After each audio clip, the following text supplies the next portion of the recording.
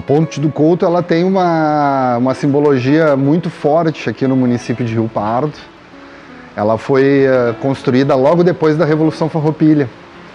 Então, durante os 10 anos da Revolução, Rio Pardo acabou ficando estagnado, não só Rio Pardo, mas todo o Rio Grande do Sul, acabou ficando estagnado economicamente, né, devido justamente à guerra, né? E logo depois, então, da Revolução Farroupilha, que acaba em 1845, Dom Pedro II vem até o Rio Grande do Sul para fazer um recorrido, né, pelo estado e automaticamente, né, designa ao engenheiro da comarca, né, Johann Martin Buff, o alemão, conhecido também com o nome aportuguesado, né, de João Martinho Buff, né, mas ele morava pertinho de Frankfurt, né, na Alemanha. E ele era, na época, designado engenheiro, né, da comarca. Nós temos um patrimônio em Rio Pardo belíssimo. Quando nós vemos as fotos, talvez a gente não reconheça que isto faz parte da nossa história.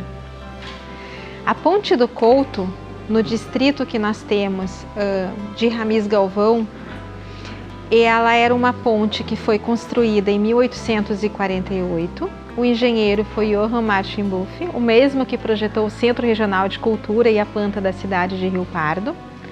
E esse tipo de arquitetura foi baseado nos arcos romanos. A construção dela foi feita em blocos de pedra, acompanhando a engenharia de construção, né, que os romanos haviam feito. Só por essa característica ela já é um espetáculo da arquitetura. Então a ponte ela é construída em 1848, sendo a primeira ponte em estilo romano no Rio Grande do Sul. O que seria esse estilo romano? O estilo romano é aquele formato de arcos, né, que nós temos, aqueles 2 arcos muito famosos, né, na nossa ponte antiga. Quando se olha essa ponte, se imagina 2 coisas. Primeiro, o passado está ligado ao presente. Essa é a ponte que nos liga à nossa história. Há um episódio da Revolução Farroupilha em que foi utilizada a Ponte do Couto como uma das estratégias de se poder controlar a cidade de Rio Pardo e impedir que os imperialistas buscassem socorro em outro lugar. Há um outro episódio também da nossa história que são as nossas origens de colonização portuguesa, mas ao mesmo tempo com a colonização portuguesa, o trabalho escravo negro aqui. E com esse trabalho escravo negro aqui, todas as tradições dessa etnia, dos afro-brasileiros que nós temos, dessas africanidades religiosas que nós temos, se retrata também na Ponte do Couto. Nós temos um espaço em que é ligado tanto o espiritual, de herança de local, de oferendas religiosas dessas religiões afro, mas nós temos também um espaço de ligação com a própria história da engenharia. Ela é uma ponte que ela permanece ao longo do tempo perfeita. E essa ponte, ela tinha a função de fazer a ligação de Rio Pardo, nós já falamos em outros capítulos, né, que era um entreposto comercial, como se fosse a ligação, né, entre regiões, e a partir dela, então, fazia essa ligação, né, com o que hoje nós chamamos de Vale do Taquari, até mesmo com a região metropolitana, porque a partir dali, seguindo, nós temos a Estrada Velha, né, que leva até Porto Alegre, pela margem esquerda do Rio Jacuí. A Ponte do Couto hoje, como nós a encontramos, ela sofreu pequenas alterações de reparos. Não reparos na estrutura, mas reparos externos.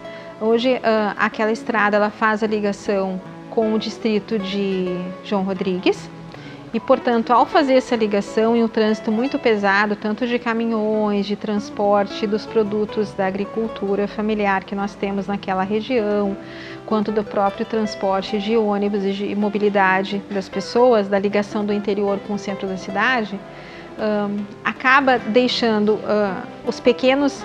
as pequenas laterais dela um pouco descascadas, digamos assim, né? Se cai aquele pequeno reboco. Ao longo do tempo se foi colocado isso, mas não se alterou a estrutura da ponte original, não. O que a gente percebe então é que caiu aquele pequeno reboco, com o passar dos anos, no século XX, até mesmo cimento era colocado ali para se manter, né? mas ela permanece com a estrutura original dela. A Ponte do Couto ela foi tombada, né? Ela é reconhecida a nível estadual, né? Ela é tombada pelo IFAI, pelo Instituto do Patrimônio Histórico e Artístico Estadual, devido a sua importância. Pelos estudos que nós temos, nessa mesma época foram mandadas serem construídas outras 2 pontes nessa vinda do imperador Dom Pedro II. Uma delas conhecida como a Ponte de Pedra de Cachoeira e a outra conhecida como a Ponte do Imperador, ali no município de Candelária. Então, ambas as pontes têm o mesmo formato, né? Mas a primeira delas, então, sendo construída aqui na cidade de Rio Pardo, em 1848. A Ponte do Couto é uma joia rara que nós temos da arquitetura. Quem consegue chegar ali e visualizar não só a sua tradição de espaço, de oferendas, de ritos afrodescendentes, mas consegue perceber o que era a engenharia e o nosso potencial de visitação turística, consegue perceber aquela ponte como um cenário da nossa cultura e do nosso turismo, para se explorar muito mais, explorar com sustentabilidade, não explorar no sentido de devastação, mas se utilizar aquele espaço para que as pessoas consigam compreender a sua história, perceber o seu valor e se apropriar de uma paisagem belíssima.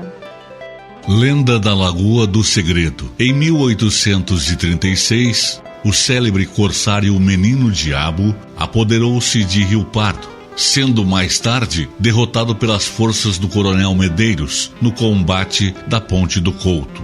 Conta-se que o temível pirata, vendo que seria derrotado, deixou uma fortuna enterrada em ouro, joias, moedas em local ignorado. Dizem alguns que foi nas proximidades do Barro Vermelho, outros numa lagoa localizada perto do rio Jacuí. Quando foi iniciada a construção da ponte sobre o Jacuí, em 1958, diversos operários construíram seu acampamento próximo à Lagoa do Bufo, localizada à margem do rio. Durante um verão, a lagoa ficou quase seca. Foi então notado no seu fundo, atolado no barro, um baú preso a uma grossa corrente. Ela não cedeu nem com a força de uma patrol.